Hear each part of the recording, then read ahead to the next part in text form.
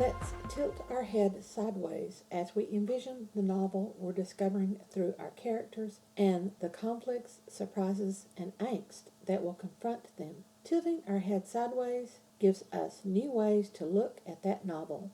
This week, we're looking at the novel as a whole rather than as individual elements, an individual protagonist, an individual antagonist, or individual scenes like evil wins or twists or betrayals. How do we take those individual elements and see them through the whole novel lens?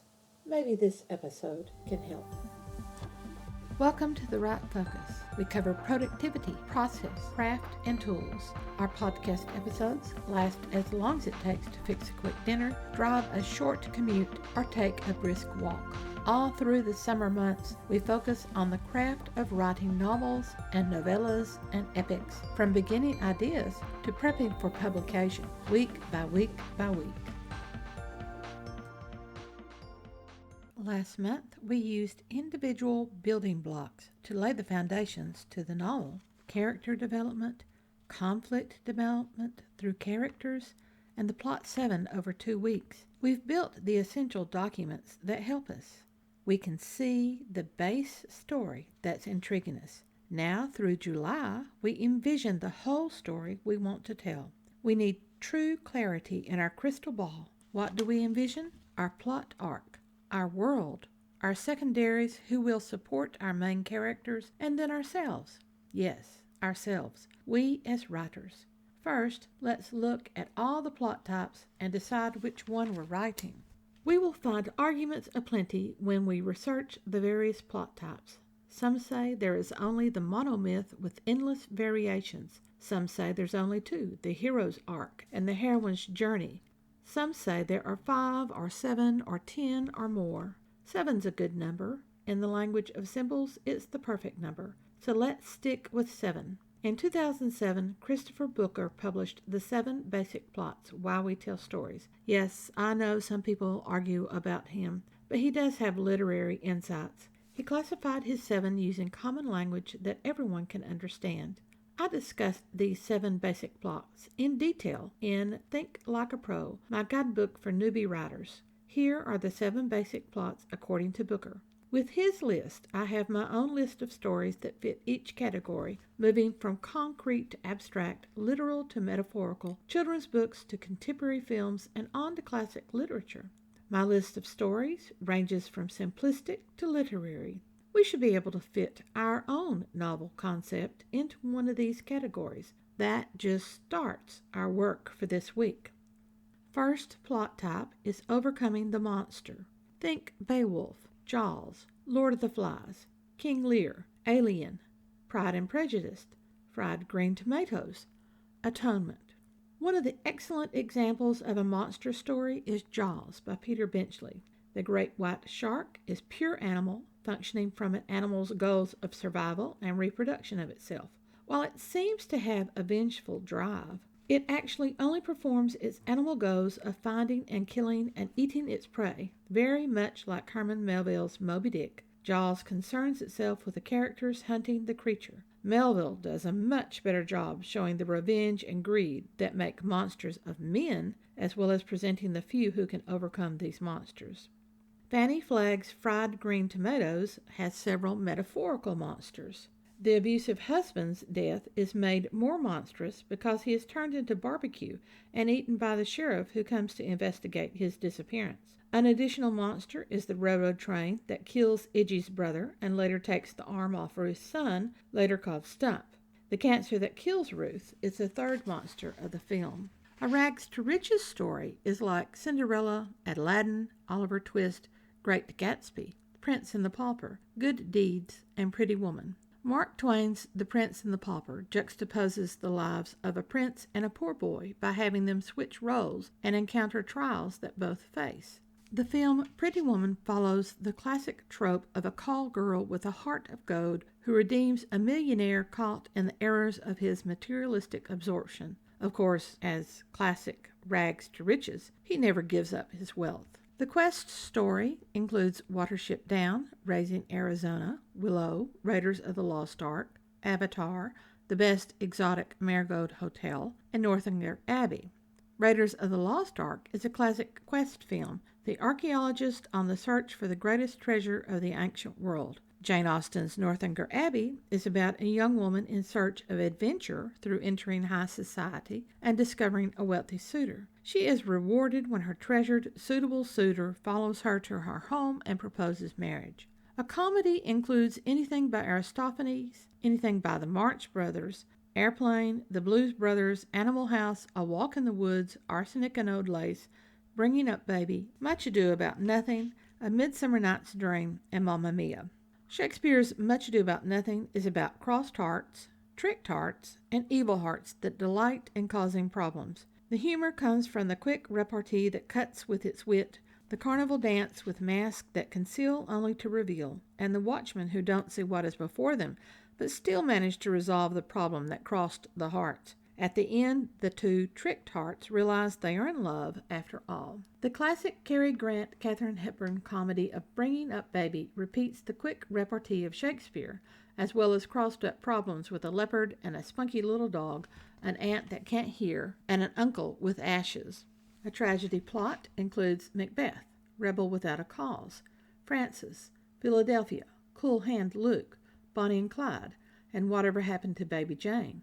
The tragedy of Cool Hand Luke is the man who uses his wits only to subvert the establishment rather than improve himself. He challenges the prison guards, much like McMurphy in One Flew Over the Cuckoo's Nest, challenges the medical guards in the psychiatric facility. Both men win the respect of their fellow inmates, but neither can win their battles against the established institutions. Shakespeare's Macbeth presents a man whose ambition for the throne destroys his moral compass. Rebirth stories include Sleeping Beauty, Beauty and the Beast, A Christmas Carol, Now Voyager, Summertime, Avatar, Persuasion, and Under the Tuscan Sun. Beauty and the Beast has two rebirths. First, Beauty is reborn when she discovers that appearances matter not at all. The heart of a person is what matters. The Beast is reborn through Beauty's love. Now Voyager is a film that I avoided for years, having not understood the power of Bette Davis. I was wrong. Suffering under domineering mother, Charlotte Vale emerges from her stifling cocoon. She discovers a man who loves her for herself. They cannot be together, even though he's unhappily married. In visiting the psychiatrist who helped her overcome her mother's domination, she connects with a young girl very much like her former self, only to discover that girl is the daughter of the man she loves. She resolves to help that girl achieve her own rebirth. Voyage and Return plots include Peter Rabbit, The Hobbit, Odyssey, The Lion, the Witch, and the Wardrobe, Brideshead Revisited, Mansfield Park, Great Expectations, and The Tempest. The children's story Peter Rabbit seems simplistic on the surface. Out we go, get captured by the farmer, escape but lose the coat off your back, and return home. On the way, we discover that greed can get you in trouble, but through patience and persistence, we can escape any cages placed around us. Family will always welcome us back, no matter what we have lost on our journey away. Great Expectations by Charles Dickens presents an orphan influenced by three abusive women: a physically abusive sister, an emotionally abusive rich woman, and a verbally abusive girl. All three warp his goals and motivations for life. He loses the girl. He loses the money. He loses what's best in life, all because he put his expectations on the wrong thing. Our first writing goal this week is to select our plot type. We should be able to fit our concept into one of the categories. That just starts our work. Using my summaries as a guide, write a quick summary of your own story and keep the story elements to your plot type, working with the literal and metaphorical meanings of the category. Our second work this week is to see how the plot types twist. I know you're desperate to get to your work, and you can skip today if you just can't wait any longer. Being forced to wait is sometimes helpful, though.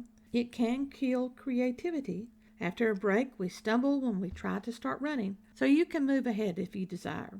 I would, however, come back to this exercise at a later date. This exercise will stretch your ability to see story as a writer rather than a reader or a reviewer. It builds the necessary skills of analysis and synthesis. Analysis is the breaking into many parts. Synthesis is putting those parts into a new form. Writers use these two higher critical thinking skills constantly. We take a character in a particular situation and break down the parts of the story before reforming all those parts into a coherent new story. Thus, our second goal is to twist our knowledge of stories into the categories. Go back and for each of the 7 categories, write your own summary of a book or film that fits the heading. Find the key elements of the story that fit the category. You can select from my list of works or choose your own. Summaries are an excellent way to remove the fog that may be obscuring the crystal ball through which we see our world, our novel. You want to see the connections in your own concept, such as the 3 kinds of abuse in Great Expectations, or the metaphors that you could play with, now Voyager's cocoon and butterfly, or contrast, such as Beauty and the Beast or Pretty Woman, or even similarities with other works, Cool Hand Luke and One Flew Over a Cuckoo's Nest. Third focus for the week is to see our plot type through the theme. We spent an entire writing session on theme back in week 1. Maybe the theme came easily and you drifted off to do other things. Maybe you gave up and abandoned writing your tagline theme. If you blew off the assignment earlier, you need to fix it now. This look at theme is focused on the chosen plot type for your story. Do they connect? If they do not, then nudge a few words to clarify the connection. The theme or tagline is the guideline for all promotional copy, the blurb that will be on the back cover or in the electronic store. It may be the only thing that will fit in the limited 25-word ad that you run after publication. It will be the only thing that can fit in the limited space you have on certain promotional materials.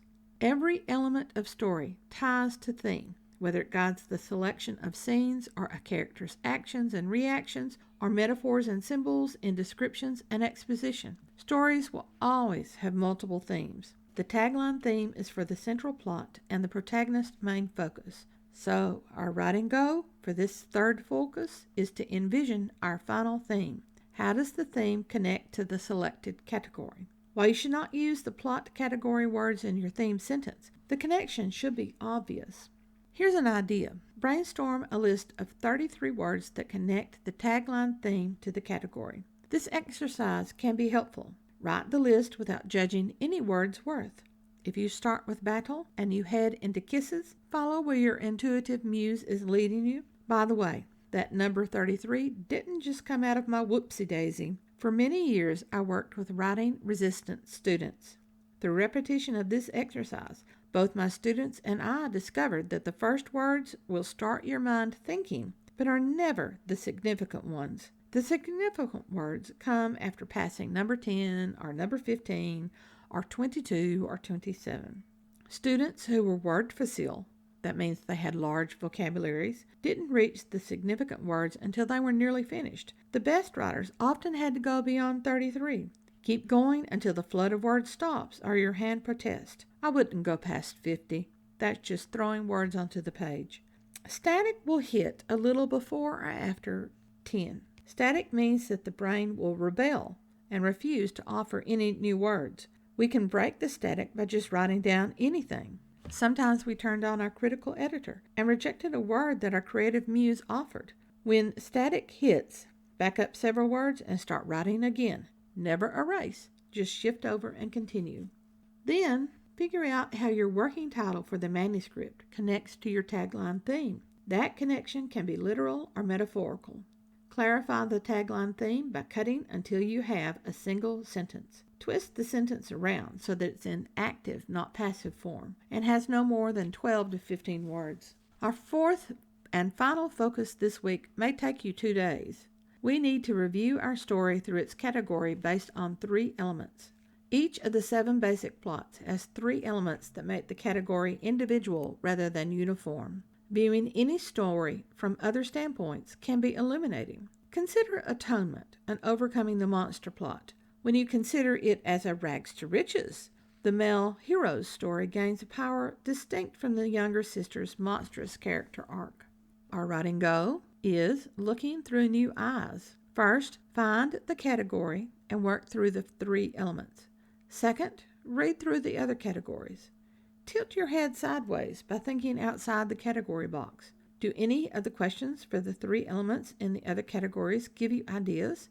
That is the purpose. You can blow off this exercise, but do come back later if you hit an obstacle or write yourself into a corner. Opening your perspective on the story can give insights that help you work out of corners. Consider running parallel story arcs, the primary plot category for your protagonist and a different plot category for your antagonist. Different plot arcs for the central primaries will deepen your writing. A mirrored plot, reversing the images of protagonist and antagonist, is another plotting technique. Here are the 3 elements for overcoming the monster. It's not a simple category. We often have difficulty overcoming monsters in our lives. Our daily monsters are not as easily identified as they are in films and classic genre books. The daily monster can be a scary and scarring evil with blood-stained claws, be it a vampire or a life-sucking job, a philandering spouse, or an oppressive dictator.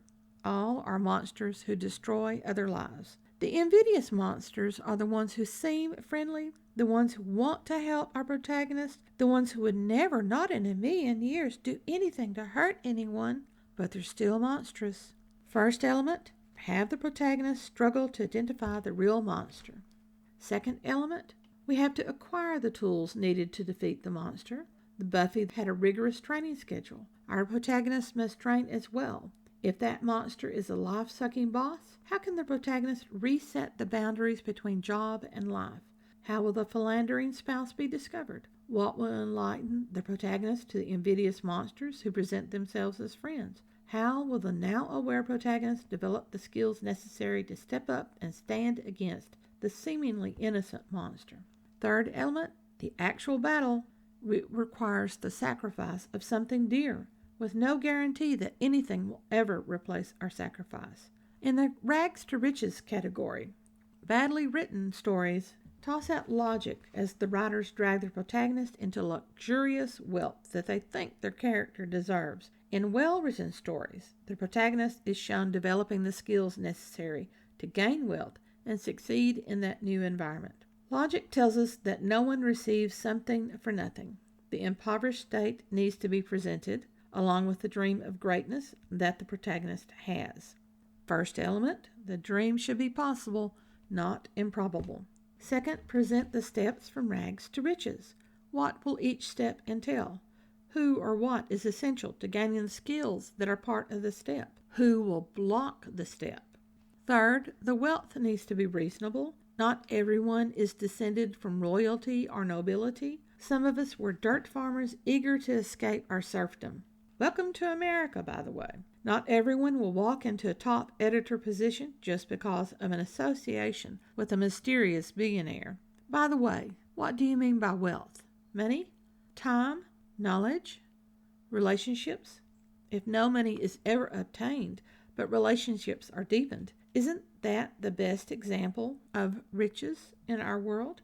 For the quest category, we can search for treasure, which is tangible or intangible. That will require a long journey to distant places in order to achieve a goal. The journey can be physical, encountering exotic people for material treasure, or intellectual, encountering exotic ideas for spiritual treasure.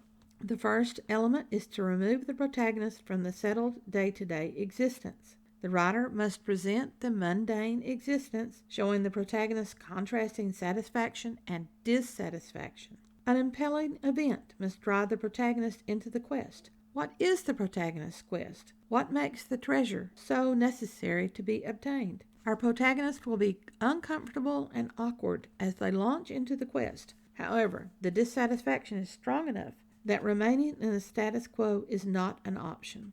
Second element is to exhibit the entrance to the place that is completely new. Know what you mean by exotic. How is this new place exotic or different from what the protagonist has known before? How are the people in this new place part of the exotic experience for the protagonist? What is charming about the exotic experience? What remains unsatisfactory, preventing the new place from becoming a paradise? Third, discovery of the treasure should be an epiphany. Whether it's the pot at the end of the rainbow that the protagonist finds and uses to improve life back home, or the discovery of something richer than was ever anticipated.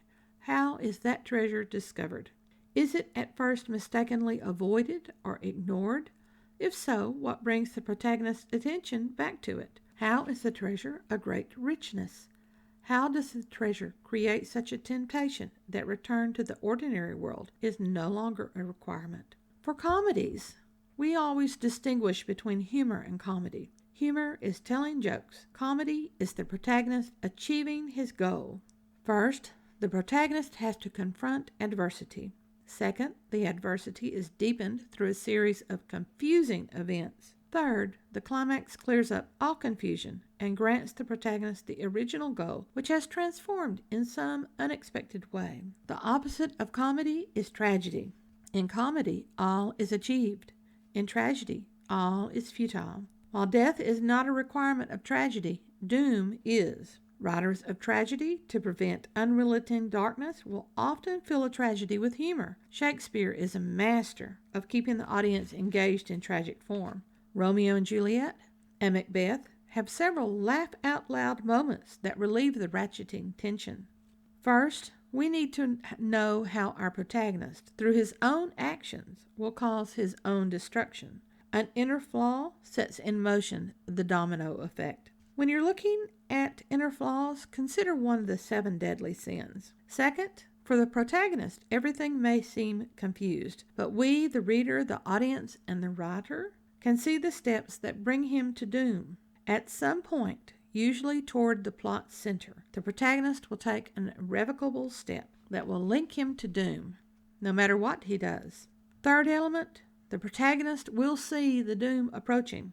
If he doesn't, he continues forward without check. Most protagonists will take action to reverse their approaching doom. How will your protagonist confront his doom? Will he run away, or will he lean into it? In rebirth, transformation occurs through reformation. A special branch of the rebirth story is apotheosis, when the protagonist is transformed into a god. Eat, Pray, Love is often given as an excellent example of a rebirth plot. Personally, I prefer Wild and Under the Tuscan Sun. Wild contains a physical and intellectual transformation. Under the Tuscan Sun is a 3-part reformation of self. The protagonist is no longer intellectually or physically or spiritually the person she was at the beginning.